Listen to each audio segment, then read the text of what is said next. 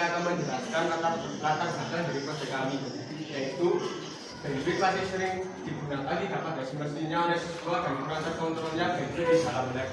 Jadi pada lab ini contohnya bandwidth pada lab ini masih kurang terkontrol antara bandwidth untuk siswa dan untuk guru. Jadi priority untuk guru dan untuk siswa itu masih belum terkontrol dengan baik. Jadi tujuan dari proyek kami yaitu untuk agar bisa mengontrol bandwidth pada lab ini agar bisa terkontrol dengan baik. Dan selanjutnya yaitu pengertian dari manajemen bandwidth. Yang pertama yaitu pengertian dari manajemen. Manajemen merupakan sebuah istilah yang merujuk ke sistem mengatur proses dan pengelolaan dari pemanfaatan sumber daya. Dan yang kedua yaitu pengertian dari bandwidth. Bandwidth yaitu ukuran banyak data yang dapat ditransfer dalam catatan waktu atau bit, atau biasanya disebut bit per second. Jadi manajemen bandwidth yaitu seperti semakin besar bandwidth yang kita miliki, maka semakin cepat koneksi internet tersebut. Misalnya kita memiliki koneksi internet sebesar 10 Mbps, maka koneksi internet itu dapat mentransfer data maksimal sebesar 10 bit per second. Dan selanjutnya yaitu akan dijelaskan oleh teman saya Akbar. Dan dari manajemen bandwidth sendiri ini adalah untuk mengontrol penggunaan bandwidth di dalam lab ini. Ya, seperti tadi yang dijelaskan Andrian, bisa membagi antara prioritas guru dan siswa. Dan kedua, membagi koneksi bandwidth di dalam lab untuk guru maupun siswa itu tadi. Ya, itu prioritas utama.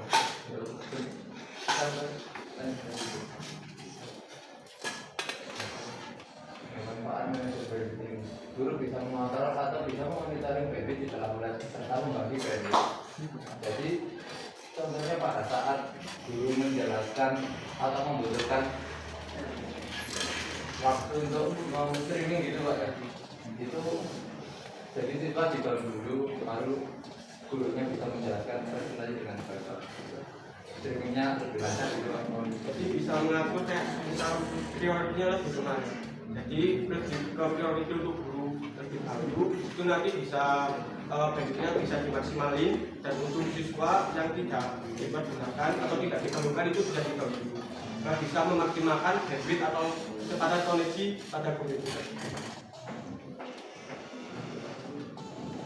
Selanjutnya ini adalah gambaran topologi dari bandwidth tersebut yang tertera di atas ada internet lalu terhubung kepada router mikrotik.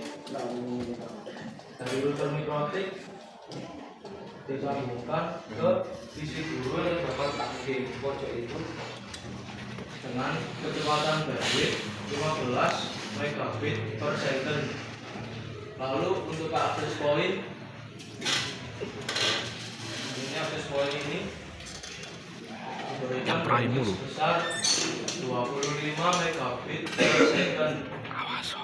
Lalu untuk switchnya yang ada di atas pojok itu dengan kecepatan bandwidth 10 megabit per second yang disalurkan pada visi-visi yang ada di lab TJKT 2 ini.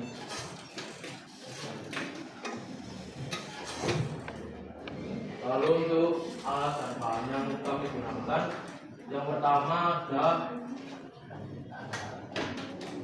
router ini dengan spesifikasi RBase 951 UI 2HND.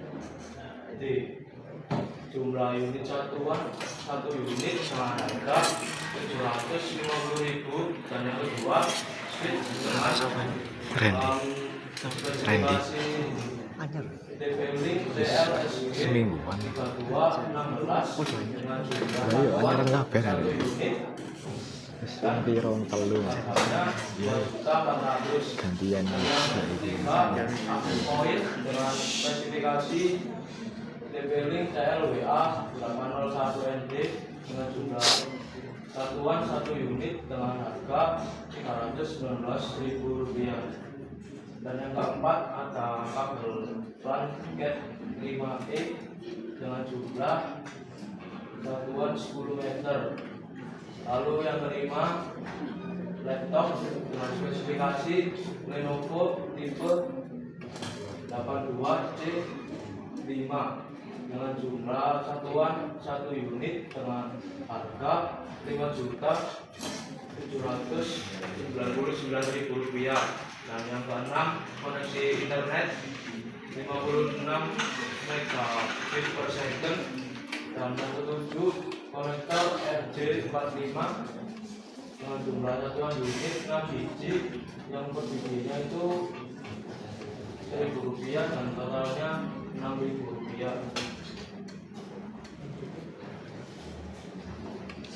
Ya, di sini ada jabres kami. Yang pertama, melakukan konfigurasi pada router mikrotik, access point, dan menentukan bandwidth. Dan yang kedua, membuat PPT, melakukan presentasi project. Dan yang ketiga, membuat jabres, schedule, dan topologi jaringan yang selanjutnya.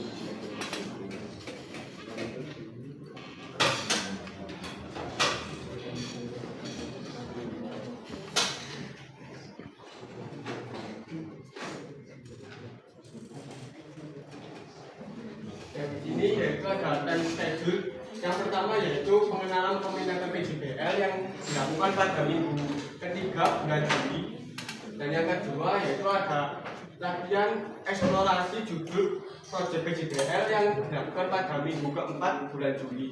Dan yang selanjutnya yang ketiga pengenalan tema PJBL yang dilakukan pada awal bulan Agustus pada minggu pertama. Dan selanjutnya ada pembagian kelompok sesuai dengan tema PJBL yang dilakukan pada minggu kedua bulan Agustus.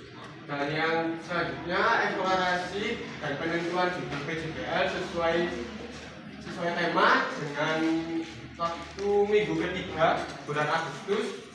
Dan pencarian referensi proyek yang dilakukan pada minggu keempat bulan Agustus. Dan selanjutnya planning kegiatan yang dilakukan pada awal bulan minggu pertama bulan September. Dan pada minggu pertama bulan September yaitu juga dengan melakukan konfigurasi pada router mikrotik dan melakukan konfigurasi pada access point dan serta menemukan bandwidth yang dibutuhkan. Dan selanjutnya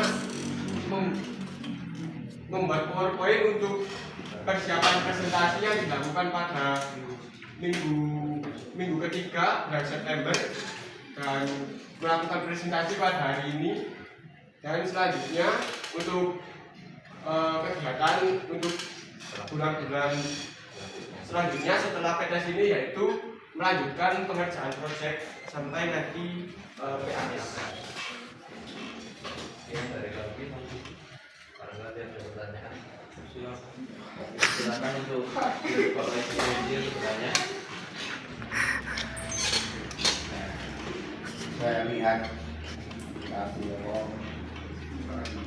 harganya segitu besarnya, berarti yang bisa menggunakannya hanya orang-orang yang menengah ke bawah seperti ini nggak bisa, karena harganya seperti itu. Apalagi ini internet kalau belanja hari-hari, mungkin yang menengah ke bawah nggak butuh ya nggak gunakan mahal itu. Itu aja ya, bagaimana ya?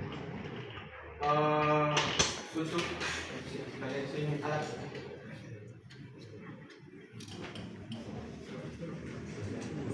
nah di sini kan untuk alat dasarnya itu harganya cukup mahal lah ya. Jadi kebanyakan untuk instalasi bandwidth itu terjadi pada instalasi seperti sekolah atau kayak perkantoran itu.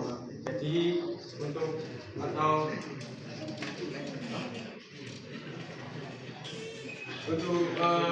kalau seperti di rumah pribadi itu kayak kurang kalau dibuat sendiri. Jadi diprioritaskan untuk instalasi seperti sekolah atau di perkantoran.